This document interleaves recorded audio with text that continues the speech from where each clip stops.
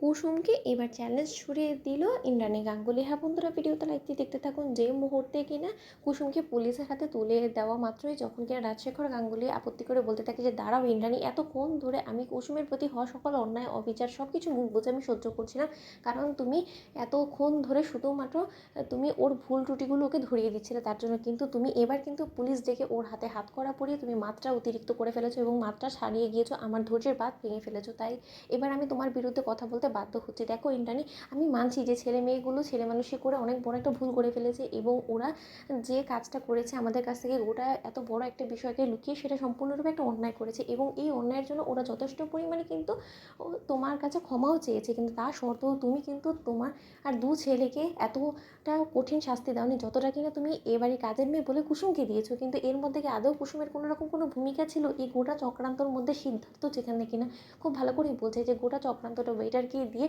মীনাক্ষী করিয়েছে, অথচ তা সত্ত্বেও তুমি মীনাক্ষীকে কোনো রকম কোনো কিছু না বলে তুমি সেই থেকে কুসুমকেই এই গোটা বিষয়ের জন্য দায়ী করে ওকেই চরম শাস্তি শুনিয়ে যাচ্ছ। কী এমন ক্ষতি করে ফেলেছে ও তোমার, বলো তো? ঠিক সেই মুহূর্তে যখন কিনা ইন্দ্রাণী গাঙ্গুলি বলতে থাকে যে রাজ, তোমার চোখ এখনও তুমি যদি না খুলে যদি না দেখতে পাও তাহলে আর কিছু আমার বলা নেই। তুমি দেখতে পাচ্ছ না যে এই মেয়ের হাতে হাত করা পড়েছে বিধেই তোমার বড় ছেলে মাথা খারাপ হয়ে গেছে, ও এতটাই দুর্বল হয়ে পড়েছে যে ও মায়ের বিরুদ্ধে কথা বলতে শিখে গিয়েছে, কিন্তু তার সত্ত্বেও আমাদের সকলকে সাক্ষী রেখে আবারও কুসুমের স্মৃতিতে সিঁদুর পরে তো ওর একবারও বিবেকে বাঁধেনি। তাহলে তুমি বুঝতে পারছো না যে এই মেয়ে কুসুম কতটা আমাদের ছেলেকে বশ করে ফেলেছে, ওর এই মিথ্যে ভালো মানুষের মায়াজালে ফাঁসিয়ে ফেলেছে। তা সত্ত্বেও তুমি এই কুসুমের কোনো দোষ দেখতে পাচ্ছ না? রাজ, প্রথমবারের মতন তুমি আমার বিরুদ্ধে কথা বলেছো, তুমি আমার সিদ্ধান্তের উপরে প্রশ্ন তুলেছো। রাজ, তুমি এই প্রবলেমগুলো চোখে পড়ছে না তোমার?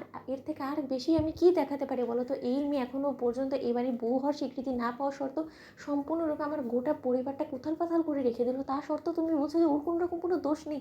ঠিক সেই মুহূর্তে ইন্দ্রাণী গাঙ্গুলি যখন বলতে থাকে যে এই মেয়েটা হলো গিয়ে আমার সংসারটাকে দু ভাগে বিভক্ত করে দেওয়ার একটা কারণ এবং এই মেয়েকে আমি কোনোদিনও ক্ষমা করবো না, কোনোদিনও আমি মেনেও নেবো না। ঠিক সেই মুহূর্তে রাজশেখর গাঙ্গুলি বলতে থাকে যে ইন্দ্রাণী, আমি তোমাকে একটা কথা বলছি, তুমি ওকে মানো বা না মানো, কিন্তু এখন আইনগত কিন্তু ও আয়ুষের স্ত্রী এবং এই বাড়ির বউ হওয়ার সম্পূর্ণ অধিকার ওর আছে এবং তার থেকে বড় কথা ও কিন্তু এখন নিজের অধিকার ফলে এই বাড়িতে থাকতে পারে। তুমি যদি ওকে বলো এক্ষুনি ও বাড়ি ছেড়ে চলে যাবে, কারণ আমি এতটুকু অন্তত কুসুমকে বিশ্বাস করি এবং আমি জানি, কিন্তু তার সত্ত্বেও আমি সেটা কোনোভাবেই চাইবো না। আমি চাই না যে গাঙ্গুলি বাড়ির মান সম্মান কোনো মতে পথের ধারে এরকম করে নিঃস্ব হয়ে হেঁটে হেঁটে বেড়াক। তাই আমি চাই যে কুসুম এ বাড়ির বউ হওয়ার সম্মানে এ বাড়িতেই থাকবে এবং এতে করে আমি চাই না যে আর কোনো রকম কোনো তুমি ব্যাঘাত ঘটো।